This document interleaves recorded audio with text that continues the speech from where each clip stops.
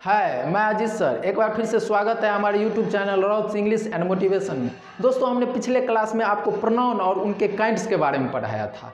आज हम लोग चर्चा करेंगे उसका पहला काइंड्स पर्सनल प्रोनाउन और दूसरा पोसेसिव प्रोनाउन के बारे में।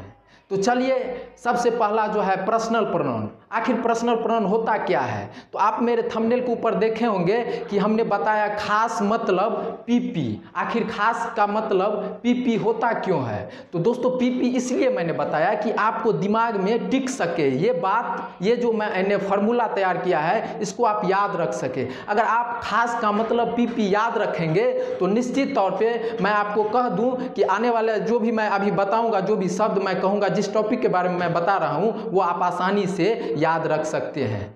देखिए, तो पीपी का मतलब हुआ पहला पी फॉर प्रॉपर नाउन और दूसरा पी फॉर पर्सनल प्रोनाउन। देखिए, मैंने इसलिए खास का मतलब पीपी बताया क्योंकि खास वर्ड जो है ना, यह प्रयोग किया गया है कहाँ कहाँ पे? तो सिर्फ दो जगह पे, एक प्रॉपर नाउन के अंतर्गत और दूसरा पर्सनल प्रोनाउन के अंदर। ये इन दोनों में प्रयोग किया गया। किस चीज का?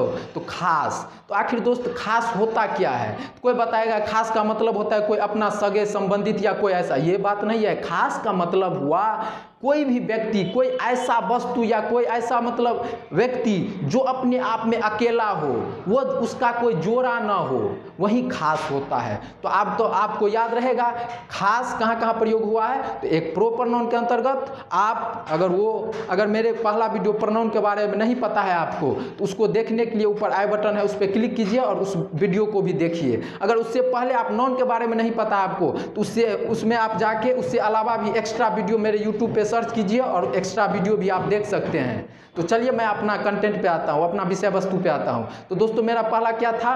Personal pronoun. अब तो समझ में आ गया पर्सनल प्रोनाउन क्या होता है। पर्सनल का मतलब होता है व्यक्तिगत, और प्रोनाउन तो पता है आपको, जो नाउन के बदले में प्रयुक्त होता है। तो पर्सनल प्रोनाउन का मतलब होता है व्यक्तिवाचक सर्वनाम। तो चलिए, मैं क्या बताया अभी?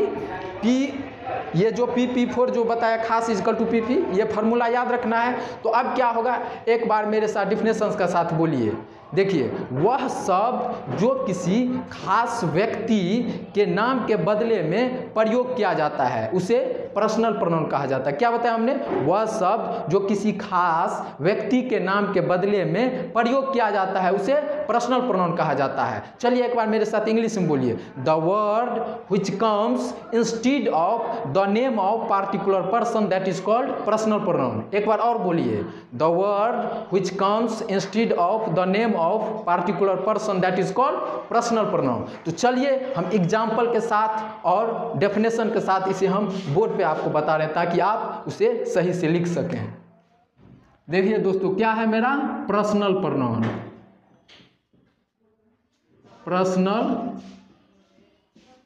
Personal pronoun. तो क्या बताया हमने पर्सनल प्रोनाउन? द वर्ड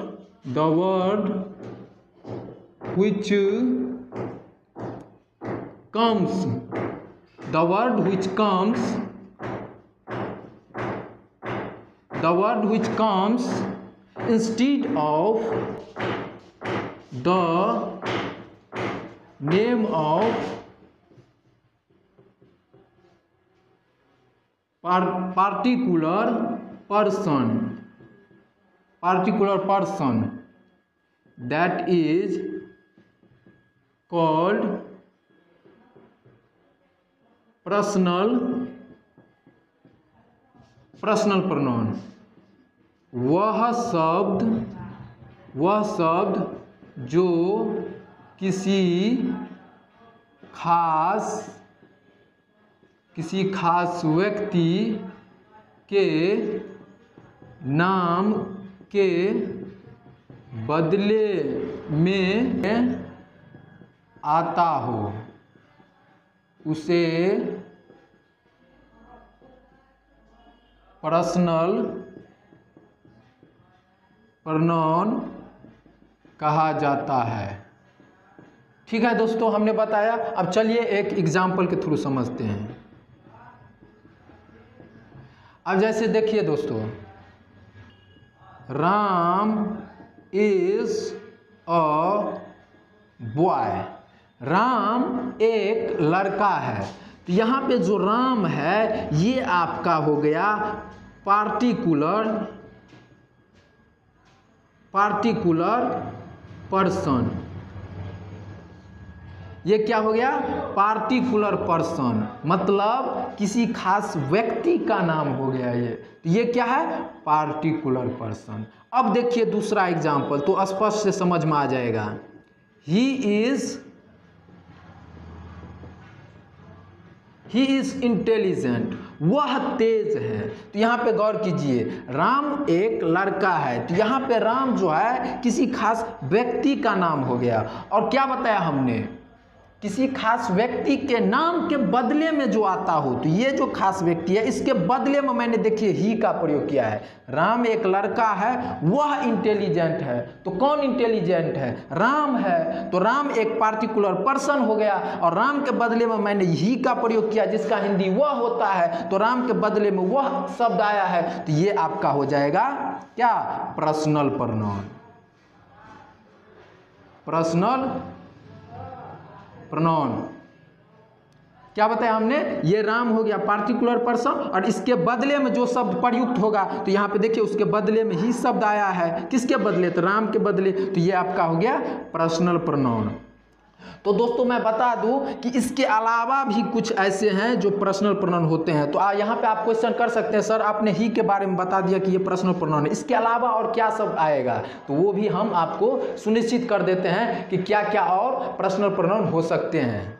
देखिए, I, we, you, he, she, it, they. क्या बताया हमने? I, we, you, he, she, it, they are called personal pronoun. Personal मतलब I, we, you, he, she, it, ये सभी क्या है? पर्सनल प्रोनाउन है। I, we, you, he, she, it, they are called personal pronoun. इन सभी को क्या कहा जाता है? पर्सनल प्रोनाउन कहा जाता है। तो हमने आपको ही के बारे में एग्जांपल बताया था, ये सब भी एक्स्ट्रा जो है ये पर्सनल प्रोनाउन के रूप में प्रयोग किया जा सकता है। तो अब मेरा नेक्स्ट क्या था? दूसरा पोसेसिव प्रोनाउन। तो चलिए अब हम पोसेसिव प्रोनाउन के बारे में समझते हैं। देखिए दोस्तों, पोसेसिव प्रोनाउन का मतलब क्या होता है? पोसेसिव जो बना है वो पोसेस शब्द से बना है। किससे बना है? पोसेस शब्द से। पोसेस का मतलब होता है अधिकार। तो आप बताइएगा अधिकार, तो ऐसा कोई सेंटेंस होगा जिसमें ये शब्द जो आएगा तो किसी वस्तु पे अधिकार को व्यक्त करेगा। क्या करेगा? किसी वस्तु पे अधिकार को व्यक्त करेगा। और उसके जस्ट बाद याद रखना है कि नाउन नहीं आना चाहिए, तब उन शब्दों को हम पोसेसिव प्रोनाउन कहेंगे। क्या बताया हमने? कोई सेंटेंस होगा जिसमें एक ऐसा शब्द आएगा जो किसी वस्तु पर अधिकार को व्यक्त करेगा, लेकिन वह शब्द जो अधिकार को व्यक्त करेगा उसके जस्ट बाद अगर क्या चीज नहीं आना चाहिए? नाउन नहीं आता हो, तब हम उन शब्दों को क्या कहेंगे? अधिकार बताने वाले शब्द को पोसेसिव प्रोनाउन कहेंगे। क्योंकि अगर नाउन आएगा तो हम आपको एडजेक्टिव में पढ़ाएंगे तो वो आपका पोसेसिव एडजेक्टिव हो जाएगा। तो याद रखना है पोसेसिव प्रोनाउन के लिए क्या याद रखना है? वह शब्द जो किसी वस्तु पे अधिकार को व्यक्त करेगा, और जो शब्द अधिकार को व्यक्त करेगा उसके जस्ट बाद क्या नहीं आना चाहिए? नाउन नहीं आना चाहिए। तब उन शब्दों को हम क्या कहेंगे? पोसेसिव प्रोनाउन कहेंगे। तो चलिए मेरे साथ एक बार बोलिए, क्या बताया हमने? The word which express possess on any noun and after just this word noun does not come in the sentence, that is called possessive pronoun। वह शब्द जो किसी वस्तु पर अधिकार को व्यक्त करता है तथा उस शब्दों के तुरंत बाद नाउन नहीं आता हो, तब उन शब्दों को क्या कहेंगे? पोसेसिव प्रोनाउन कहेंगे। तो चलिए एक बार हम बोर्ड पे आपको लिख देते ताकि आपको लिखने में भी सहूलियत हो। क्या बताया दोस्तों? Possessive pronoun. मेरा दूसरा टॉपिक है ये पोसेसिव प्रोनाउन। पोसेसिव किस शब्द से बना है? तो पोसेस से बना। पोसेस का मतलब होता है अधिकार। तो क्या बताया हमने?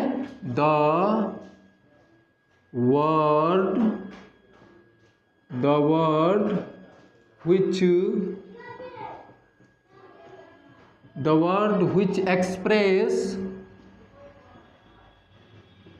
word which express possess on any noun and after just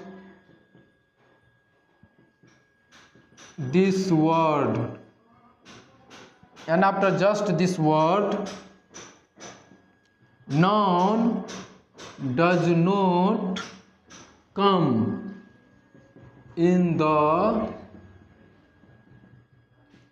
sentence. That is called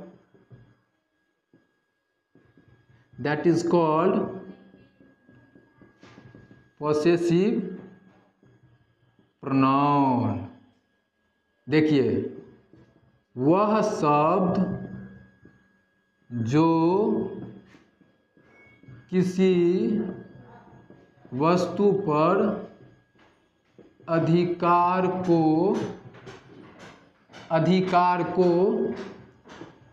व्यक्त करता हो तथा उस शब्द के तुरंत बाद नाउन नहीं आता हो उसे पोसेसिव प्रोनाउन कहा जाता है। देखिए दोस्तों, इसे आप नोट भी कर सकते हैं आराम से। तो चलिए अब हम इसको एग्जाम्पल के थ्रू समझा रहे हैं। जैसे देखिए दोस्तों,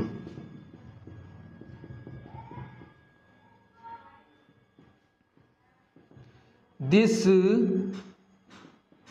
पेन इज माइन। अब यहाँ पे गौर कीजिए, इसका मतलब हुआ कि यह पेन मेरा है। तो यहाँ पे गौर कीजिए कि यह पेन जो है इस पे अधिकार जो शब्द है, ये कौन सा शब्द अधिकार को व्यक्त कर रहा है। तो यहाँ पे गौर कीजिए, ये माइन का मतलब मेरा होता है। ये माइन शब्द अधिकार को व्यक्त कर रहा है। तो हमको वही पहचानना है कि कोई सेंटेंस में अधिकार वाले शब्द को पहचानना है। तो यहाँ पे ये शब्द अधिकार को व्यक्त कर रहा है। जब अधिकार को व्यक्त कर रहा है तो क्या बताया हमने, जो शब्द अधिकार को व्यक्त करेगा उसके जस्ट बाद नाउन नहीं आता हो। तो देखिए, तो यहाँ पे इसके जस्ट बाद नाउन आया है, नहीं आया है।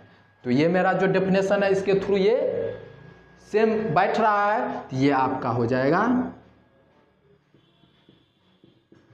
पोसेसिव, ये आपका हो जाएगा पोसेसिव प्रोनाउन। क्यों? क्योंकि जो शब्द अधिकार को व्यक्त करे इसके जस्ट बाद नाउन नहीं आया है। अब दोस्तों चलिए, तो हम आपको इसके अलावा भी कुछ ऐसे पोसेसिव प्रोनाउन है, तो चलिए हम इनके अलावा क्या क्या और हो सकता है पोसेसिव प्रोनाउन, उस पर हम डिस्कस करते हैं। तो चलिए देखिए इसको।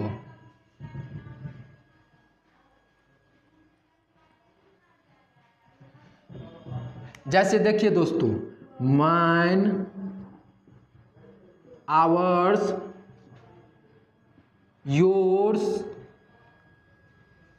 His, hers, theirs, etc. are called possessive pronoun। तो अब तो आप लोगों को याद रहेगा, mine, ours, yours, his, hers, theirs etcetera are called possessive pronoun. हम इन जहाँ पे ये शब्द प्रयुक्त होगा तो इन शब्दों को हम क्या कहेंगे, पोसेसिव प्रोनाउन कहेंगे। तो चलिए, आई होप मेरा ये टॉपिक आप लोगों को समझ में आ गया होगा। तो चलिए अब नेक्स्ट डे नेक्स्ट टॉपिक के साथ फिर मिलेंगे। तब तक के लिए बाय बाय, जय हिंद।